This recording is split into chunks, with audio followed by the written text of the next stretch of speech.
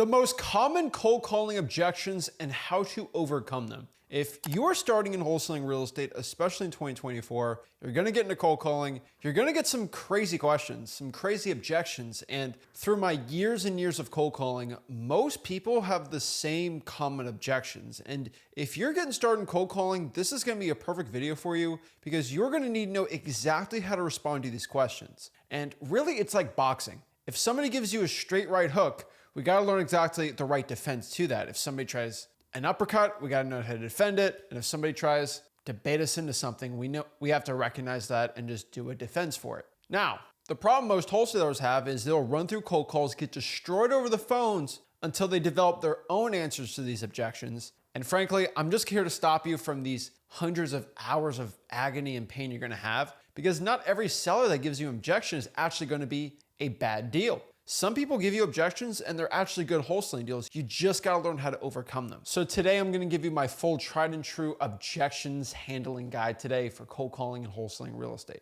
Now, when you're virtually wholesaling and you're getting on the phones, you're ready to call, you are going to sound absolutely terrible over the phones if you cannot answer these 3 questions to your own self. Your own self is your biggest objection here. And so if you don't understand these things, you're not gonna sound confident over the phone, you're not gonna sound too good, and you're not gonna be as straightforward with your seller. These 3 questions are, who are you, what do you want, and why do you want it? Now, I know this seems really weird and stupid, but I promise you right now, answer those questions. Because some of your sellers are gonna ask you these questions, and you're not gonna sound confident if you can't answer them. Let's talk about the first one. Who are you? Now, who are you when you're calling? My best answer to this objection is, my name is Zach, and me and my partner are looking to buy a couple more houses in the area for cash. It's quick, easy, and frankly, super simple. You really don't want to overcomplicate this. I see so many wholesalers that get I'm Zach with Zach Home Solutions, and we're a multi-serviced financing company that looks to like to give you home solutions on your house, and and you got your financing department and this and that. Do not make it complicated. Make it super stinking simple. Now, the next question these sellers are gonna ask you is, what do you want? And that's actually a decent question. What do you want from me? And most people are to the point, they care about themselves, which is just frankly every American pretty much. What are you gonna do here? The answer here is, what do I want? I'm looking to buy some houses for cash. I'm calling people in the area, seeing if they're looking to sell. Are you looking to sell your property, Mr. Seller? Pretty easy way to answer that objection, confidently, straightforward, no ums or buts with talking to them. That's the best way to answer that objection. Now, the next one here, and this is something that you have to do a little quicker, and it's a little more finessing here, but why are you looking to buy my house, or why are you looking to buy houses in the area? Now, for the life of me, I thought that was such a stupid question, and no real motivated seller would ask me this, but I've actually had a lot of wholesaling deals where the seller asked me why I was looking to buy their house. And truthfully, some people were like, is this a scam? Is this not a scam? What's going on? And you actually showing your upfront attention to the seller is actually really important. The best way of answering this is, well, we're looking to buy a house either to buy the property, fix it up, and rent it out, me and my partner, or we're looking to buy it, fix it up, and actually put it back on the market and flip it. No matter what option we choose to do, we're gonna try to make money on the house. That's why we're calling you guys. And so you might get some objections like, oh, so you're looking to fix my house up? Well, it's already really nice, so I guess it's not a good deal for you.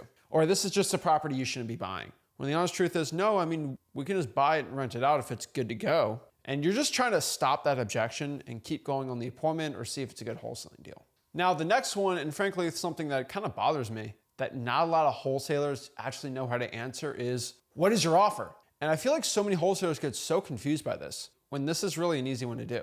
So you're gonna get a seller that you ask, hey, are you looking to sell your property? And they're gonna be like, what's your offer? Give me an offer right now, right now, right now. They're gonna hammer you and hammer you and hammer you. And if you can't answer this really quick, really effectively, really fast, you're going to lose that seller. And so, quote, this is how I do it. I use what we call the car analogy. Now, the car analogy is basically, hey, Mr. Seller, before I give you an offer, let me ask you a quick question. No, I don't know what my offer was. Let me ask you a question. When you bought your car, did you test drive it? Oh, of course I test drove the car. Well, kind of like buying a car, I'm going to have to test drive the house. So Mr. Seller, I'm a man of my word, and when I give you an offer, it's a firm offer. It's an offer that's not gonna move. It's not an offer that I'm gonna go change instantly. It's an offer that I'm giving my word and my reputation to. And for me to do this, I'm actually gonna have to go buy the house and look at it in person and see what's the best route for me to go with the house. and I honestly just can't do this over the phone. When's a good time for me to come by and actually see the house? Now, doing that and saying that is actually going to throw the seller on the defensive. Whoa, wait. I don't know if you should go to my house. I mean, I don't know. If the offer's on this price, I ain't going to take it, right? And so the reason why I love doing that is when the seller's like defensive or you can't really tell if they're going to be a wholesaling deal or not, just ask them, when's a good time for me to go by the house? Now, you don't need to go by the house, but just actually mentioning that's like, whoa, things are getting real. And an actual motivated seller that wants to get rid of the property, they're like, oh, come by at 4 o'clock, right? But the funny part is people that are not motivated, they're just trying to pull your leg or waste your time. They are very selfish. They don't waste their time either. They're like, whoa, no, don't come by my house here, right? And so it's very important here in wholesaling real estate, especially with these cold calls, that when they slam you with that, what's your offer, you hit them with that car analogy and flip the script back on them. Now, you're gonna get some other common ones, and something that always bothers me, but like, I don't even understand how I get this, but I get it a ton, is, yeah, I mean, I would sell my house, but where would I move to? Oh, that one really upsets me. I would say I've never gotten a really good wholesaling deal when someone says that, because most motivated sellers, when they wanna sell their house, they already have a plan on what to do. Now they're giving you a smart response. Now you're gonna give them a smart answer back at that. And the only way to answer that is, where would I move to is, well, Mr. Seller, when people sell their house, they usually use that money to buy another house or they go and rent it out. Now, it's frankly none of my business what you do with the money, but that's just what people usually do. They usually don't sell their house and become homeless. They just buy another house or rent it out. I know it's kind of a weird thing to say, but like, it's a stupid question. Where would I move to if I sold my house? I don't know, Kansas City? Like, I mean, it's personally your decision.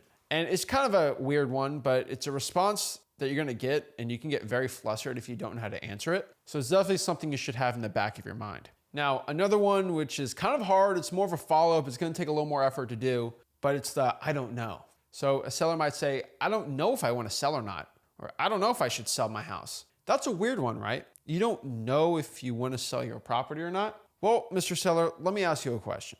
Before I actually called you, were you even considering selling your property? And I'm telling you, you ask your sellers this, it is a game changer because, oh, I don't know if I should sell my house or not. Well, Mr. Seller, were you considering or thinking about selling your house before I called you? Not really, right? And this is a strategy we use with postcards when people say, I'm just answering your postcard. I mean, I don't know if I want to sell my house or not, or I'm thinking about it, or I don't know. Well, were you thinking about this or were you considering a cash offer in your property before I even gave you that postcard, right? You kind of flip the script back on cold calling. Well, were you thinking about selling your house before I gave you a call here? If the answer is no, not a good wholesaling deal. If it is, boom, go into qualifying and get a wholesaling deal. Now, the last one, and probably the one you're clicking this video for, and the one that most wholesalers, I would say, get the most flustered by, they start lying and flipping out and freaking out, and the one you're definitely 100% probably gonna get asked if you do any type of cold calling is, how did you get my number? How did you get my information?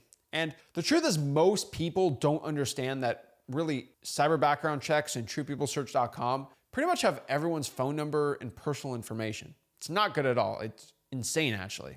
And so if they really discovered that all your personal info and your phone numbers were all public information, they would literally melt their minds. And so the fact that you have their phone number, which is the most sacred thing in the world to them sometimes, is very offensive for them. And I would usually say, just answer that objection, go to the next seller. But I've had some wholesaling deals that they said this and it actually turned out to be a good closed deal. And so we got to answer this in a better way. And so the best way to answer this objection of how did you get my number or how did you get my information is just shifting the blame to someone else. It's always the best thing to do.